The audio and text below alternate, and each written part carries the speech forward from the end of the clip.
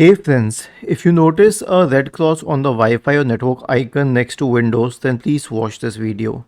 Now, if you notice a red cross here, it means that the Wi-Fi is available, but the Wi-Fi adapter is disconnected. Okay, so here's what you have to do. Press the Windows key and the R key together to open the run window.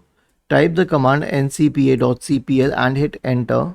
Okay, if you find a red cross next to the Wi-Fi option, like you find red crosses here, simply right click on it and then select enable. Like you find disable here, please select enable. Okay, and this will fix the problem for most of the users, but if it doesn't, then I'll suggest another solution which will definitely help. That is a network reset. Right click on the start button, select settings from the menu, go to the network and internet tab on the list on the left hand side. Select advanced network settings in the right pane.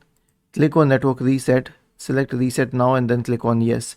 And lastly, you can also run the network troubleshooter. Click on system, scroll down, click on troubleshoot, then select other troubleshooters and click on run corresponding to the network troubleshooter. Was this helpful? If yes, then please subscribe to the channel.